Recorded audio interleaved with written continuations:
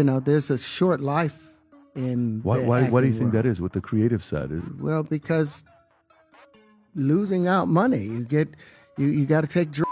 You're going through so much shit to try and deal with life. In her civil lawsuit, Cassie said that she was the victim of abuse, sexual assault, and rape at the hands of Diddy. Janice Combs, a name that, until recently, evoked images of a fiercely proud mother, decked out in designer gowns, glowing with diamond-studded pride as she watched her son Sean Diddy Combs rise to the pinnacle of fame and fortune.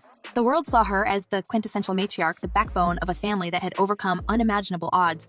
But as the curtain lifts on Diddy's crumbling empire, a far darker portrait is emerging, one that suggests Janice's role in her son's story may have been far more complex and far more complicit than anyone ever imagined. You are literally, it's an unhealthy space. And so eventually you're going to go too far, Who knows what happened to Philip? Who knows what he had to do in order to get to where he was at? There's a lot of things that people do that end up sitting and they can't get over it. And they got to keep getting high, hoping to get it out of their head, but when you lose your man card. For decades, Janice Combs was the picture of resilience. After losing her husband, Melvin Combs, to a violent demise in the early 1970s, she raised her 2 children in Mount Vernon, New York, a suburban enclave just outside the chaos of Harlem. Melvin's shadow loomed large. Stories of his ties to notorious street figures like Mickey Barnes and Frank Lucas have been whispered about for years. But Janice worked tirelessly to shield her family from the streets that had claimed her husband. Or so it seemed. By all accounts, she succeeded in giving young Sean a life that looked, on the surface, like stability. He was the altar boy, the Little League star, the private school kid, always dressed to the nines, always polished. But behind the polished facade, insiders say, was a home life that was anything but ordinary. Those who knew the family back then have described Janice as a woman of contradictions. A devoted, disciplined single mother on one hand, and on the other, the host of late-night gatherings that blurred the lines between harmless revelry and something far more troubling. So remember when I said Diddy mother might be the originator of the freak-offs? Mm-hmm. All right, so apparently tomorrow there's the Peacock is dropping the Diddy documentary. It's called Diddy, The Making of a Bad Boy. And the doc gets into Diddy's childhood and his experience growing up in connection to the lawsuit and assault allegations he's currently facing. In a bombshell interview, hip-hop producer Tim Dog Patterson, a childhood friend of Diddy, painted a disturbing picture of those gatherings. Janison recalled that Janice's home was a revolving door for individuals who, to put it mildly, weren't your typical suburban neighbors. These weren't just Mount Vernon locals stopping by for coffee and conversation. According to Patterson, the parties at the Combs residence drew people from Harlem and beyond, hustlers, street figures, and folks whose reputations were anything but family-friendly. That's what we were privy to, he said. That was just Saturday night. Saturday night. The phrase rolls off the tongue like an afterthought, but the implications are chilling. Patterson described a house filled with smoke and laughter, where music blared and conversations buzzed with an edge of danger. It wasn't just the guests that raised eyebrows. It was the behavior. Patterson and others who spent time at the Combs residence claimed it wasn't uncommon for a curious child to wander into a bedroom and stumble upon, well, let's just say scenes that would leave most parents mortified. But Janice? She seemed unbothered, even proud of the vibrant chaos she presided over. She was cool, said DJ Easy Lee Davis, another Mount Vernon native who knew the family. She made sure everybody was comfortable. Comfortable or complicit. The line is razor thin. Some argue that Janice's laissez-faire attitude toward these gatherings stemmed from a desire to keep her family connected to the Harlem community, a community that had its fair share of grit, but also its share of opportunity. Others, however, suggest that these parties were more than just social gatherings. They were lessons, teaching young Sean how to navigate a world where power and influence often came with a price. According to the Rolling Stone, the doc features an alleged childhood friend of Puff's, hip-hop producer Tim Dog Patterson. He alleged that Janice, Diddy's mom, would often throw parties at Diddy's childhood home. He says that during the parties, it wasn't uncommon to walk into rooms where adults was having sex. I mean, that was just their norm. And navigate it, he did. By his early teens, Sean Combs had already begun to develop the charisma and ambition that would later make him a global icon. But the boy who would become Diddy wasn't just learning how to hustle in the boardroom. He was also absorbing the darker lessons of survival. The parties, the guests, the whispers, it all became part of his education. Patterson, reflecting on those formative years, admitted that the environment left its mark on all of them. Was it desensitizing us? I'm sure it was, he said. Were we aware of it? No, that was just life. But what kind of life are we talking about? As Diddy's empire expanded, first through music, then fashion, spirits, and media, those early lessons seemed to manifest in ways that were both dazzling and deeply unsettling. The same charm that won him billion-dollar deals also allegedly silenced critics and detractors. The same swagger that made him a cultural icon also, according to some, masked a ruthlessness that spared no one, not even his closest allies. And the doc, when talking about the parties, Tim says, verbatim, "That's what we were privy to. This was what we were fed. Was it desensitizing us? I'm sure it was. Were we aware of it? No, that was just Saturday night." In the doc, per Rolling Stone, this type of childhood is alleged to be why Tim, the longtime friend of Diddy's, Puff believes that Puff found himself in the position he is in now. And through it all, Janice was there, watching her son rise higher and higher, even as the foundations of his empire began to show cracks. But the question that's now being asked, in courtrooms and boardrooms alike, is whether Janice was just a spectator or an architect. Recent lawsuits have accused her of far more than passive complicity. Kirk Burroughs, a former co-founder of Bad Boy Records, claims that Janice played an active role in ousting him from the label in the mid-1990s. According to Burroughs, Diddy showed up at his office one day with a baseball bat demanding he sign over his shares. The shares, Burroughs alleges, were later transferred to Janice, who later transferred to Janice, who maintained a facade of innocence while behind the scenes consolidating power alongside her son. I came here today just to tell the truth, so hopefully we can get down to the bottom of this. I'm 100%, the charges against me are 100% false, and hopefully due to time, we'll start to see that. Janice has strongly denied these allegations, describing them as baseless attacks on a family that has always worked hard to achieve its success. But the whispers have grown louder in light of Diddy's recent legal troubles. Multiple lawsuits and a federal indictment have painted a picture of a man who didn't just cross lines, he obliterated them. And while the spotlight remains fixed on Diddy, more and more questions are being raised about the woman who helped shape him. Could it be that Janice, the doting mother who once gifted her son $1 million check and a Bentley for her birthday, was more than just a cheerleader for his success? Could it be that the same woman who stood proudly beside him at award shows and charity galas also played a role in shielding him from consequences, both personal and professional? The answers are far from clear, but one thing is certain. The image of Janice Combs as a loving, blameless matriarch is beginning to crumble under the weight of these revelations. And then there are the parties, Diddy's infamous freak-off gatherings, which have become a central focus of both the legal cases against him and the public's morbid fascination, bear an eerie resemblance to the scenes described from his childhood. The parallels are impossible to ignore. The secrecy, the power dynamics, the blurred lines between pleasure and exploitation, was this behavior learned? And if so, who taught him?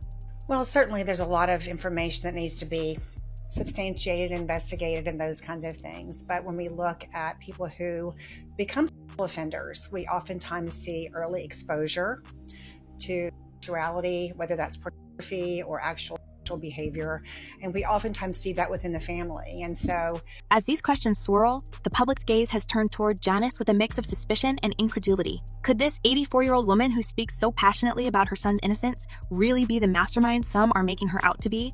Or is she simply another victim of a system that chews people up and spits them out, leaving even the strongest families fractured and broken? The answers remain elusive, but the cracks in the facade are widening. And as the spotlight on Janice grows brighter, the shadows around Diddy grow darker. Because if the allegations are true, if the parties, the fraud, the betrayals all trace back to the home he grew up in, then the story of Sean Diddy Combs isn't just one of a man's fall from grace. It's the story of a family, a dynasty built on secrets that are now threatening to destroy them all. And here's where it starts to unravel, fast. Because the moment you think the worst has been revealed, when you assume the skeletons are already out of the closet, another door creaks open, and the shadows inside are somehow darker. The allegations surrounding Sean Diddy Combs are no longer whispers in the corridors of power. They're deafening echoes bouncing off courtroom walls, celebrity mansions, and social media feeds. And what's emerging isn't just a scandal. It's a full-blown implosion of a legacy that once seemed untouchable. Did you ever have the opportunity where you got invited and you said no to it? Hell yeah. What was the consequences when you said no? Puffy invited me for weeks, asking me to come and teach him how to, wanted me to be his acting coach for a while. Go there and he's sitting around just looking. I'm like, okay, what's the material you want to work on? He's just looking at me. Then Terrence Howard, a name that carries its own weight in Hollywood. But when he opened up about his encounters with Diddy, the industry barely blinked before the shockwaves hit. Howard painted a portrait of a world where boundaries didn't just blur, they evaporated entirely. He recounted moments that felt less like stories and more like confessions, laying bare the pressure, the manipulation, and the sheer audacity of what Diddy's inner circle allegedly demanded. And it wasn't just Howard who found himself caught in these webs. The stories he shared didn't exist in isolation. They were part of a pattern, one that seemed to ensnare anyone who got too close to the gravitational pull of Diddy's orbit. Howard's claims weren't just about the industry's toxic underbelly. They were about Diddy's personal role in perpetuating it. He described encounters where power dynamics weren't just leveraged, they were weaponized. And the fallout. It left those involved grappling with more than professional setbacks. Howard alluded to a kind of psychological toll, a lingering sense of shame and self-doubt that followed those who had been pulled into Diddy's world. Once you lose your manhood, Howard reportedly said, you don't get it back. It was a cryptic statement, but its implications were anything but subtle. He wasn't just talking about the industry's demands. He was pointing a finger directly at Diddy. Now you know to be hands-off with somebody. A number of producers come in to make the approach, and you threaten to punch them in the mouth, or threaten to knock their head off for talking to you like, or looking at you like you're a woman. You know, when you approach a real man about his masculinity, you're going to get a real reaction back. It's a difference when a guy walks in a room and when a man walks into a room.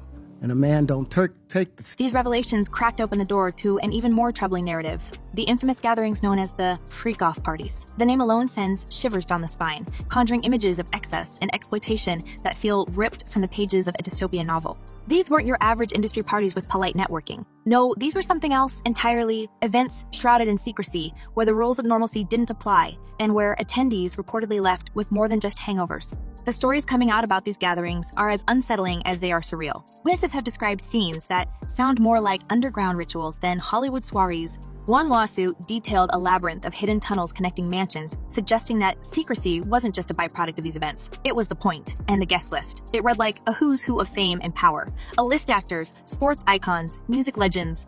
But the most chilling part wasn't who was there. It was what they may have seen, or worse, participated in.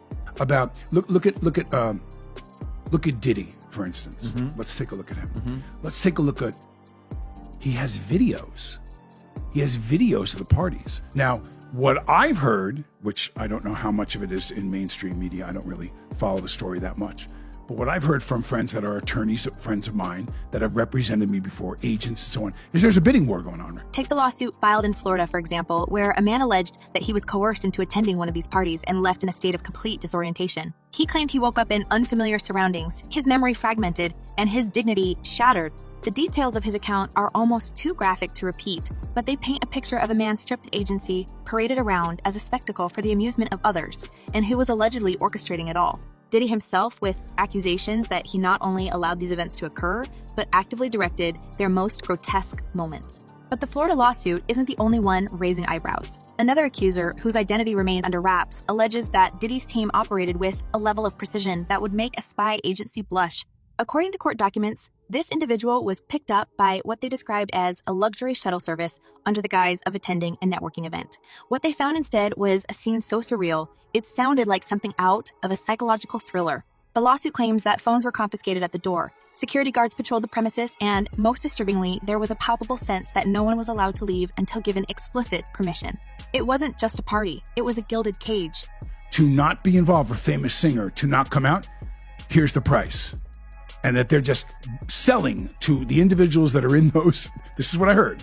They're selling those videos. So if you're Tommy X, and Tommy X is a big, big movie star, and he was at some of the Diddy parties, he was in one of those bedrooms with 3 other men, and he's happily married to a woman, and blah. Tommy doesn't want that video to come out. He does not want it to come out. Perhaps even more chilling are the allegations of psychological manipulation. Several lawsuits describe a dynamic where Diddy allegedly used his charm and influence to create an atmosphere of dependency. He didn't just lure people in with promises of fame or financial gain. He allegedly studied their vulnerabilities, exploiting their fears and desires to keep them compliant. One particularly harrowing account describes an individual being subjected to hours of verbal degradation, all while being told that this was part of the process of earning Diddy's trust. These tactics, if true, didn't just create victims. They created silence, ensuring that those who were hurt felt too trapped to speak out. And then there's the question of the recordings. Prosecutors have hinted at a trove of footage seized during the raids, footage that could provide irrefutable evidence of what really happened at these gatherings. But here's the twist. Some of the alleged victims claim they were aware they were being filmed, while others say they had no idea until much later. The lawsuits allege that these recordings were used as leverage, a way to ensure complicity and silence. If the rumors are true, these tapes aren't just incriminating. They're devastating, potentially implicating not just Diddy, but an entire network of high-profile figures who may have been complicit in keeping the truth buried. Same thing for Jeffrey Epstein. Now, the interesting thing about the Epstein and the theory about Epstein is we know he filmed people for sure on that island. He has a lot of movies, a lot of films of people that are very, very powerful political figures, and entertainers, business people. So Do you really believe that Jeffrey Epstein killed himself? Of course not. Of course not. Yeah. The implications of these allegations are staggering. If even a fraction of them are true, they suggest a level of premeditation that goes far beyond reckless indulgence. We're talking about logistics, hidden passages, coordinated transportation, even specialized staff to ensure discretion. This wasn't just about having a good time. It was about control, about creating an environment where Diddy held all the cards and everyone else was a pawn in his game. And then there's the celebrity angle, the part of the story that has everyone from gossip bloggers to legal analysts speculating wildly. The lawsuits name names, big ones, Jay-Z, Beyonce, LeBron James. They're accused of being present at these parties, of witnessing things that no one should ever witness, and of saying nothing. Now, to be clear, none of these figures are being accused of wrongdoing in a legal sense. But their alleged presence raises uncomfortable questions about complicity and silence. Did they know what was happening? Did they turn a blind eye? And if so, why? Did you ever spend time with the guy? Did you ever meet Diddy? I've met him before, yeah. How was he? Very nice guy, very smart. Super business, he's The responses from these celebrities have been swift and unequivocal. Representatives for Jay-Z and Beyonce have categorically denied the allegations, pointing to documented alibis that place them hundreds of miles away from the events in question. LeBron James's camp has been equally adamant, calling the claims demonstrably false. But the denials haven't been enough to quell the growing tide of suspicion. Social media is ablaze with theories, each more outlandish than the last, as fans and critics alike dissect every photo, every public appearance, every cryptic tweet. What's most unsettling, though, is the sheer scale of it all. This isn't one or two isolated incidents. It's an avalanche of accusations, each one more damning than the last. Diddy's legal team has dismissed the lawsuits as baseless money grabs, but the sheer volume of claims makes that defense increasingly hard to swallow. And as more people come forward, the narrative is shifting from one of personal misconduct to something much larger, a systemic abuse of power that implicates not just Diddy, but an entire network. And let's not forget the timing. Diddy's arrest came just months after his Miami and Los Angeles homes were raided, revealing evidence that prosecutors say supports their case. The raids reportedly uncovered a treasure trove of incriminating materials, from financial records to video footage. And while the details remain under wraps, insiders suggest that what's been found could be the smoking gun that ties everything together. If that's true, it's not just Diddy who should be worried. It's everyone who's ever been in his orbit. We are not done.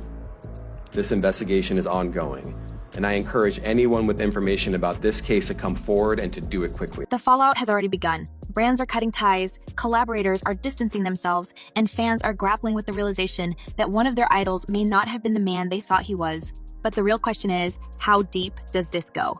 Are we looking at the collapse of a single man's empire, or the unraveling of an industry that has long thrived on secrecy and exploitation? And here's the kicker. What happens next? Will the courts uncover the full extent of Diddy's alleged actions? Will more celebrities be dragged into the fray? Or will this all fade into the fray? Or will this all fade into the background? Another scandal lost in the noise of a 24-hour news cycle? Let us know what you think down below, and we'll see you in the next one. This story is far from over.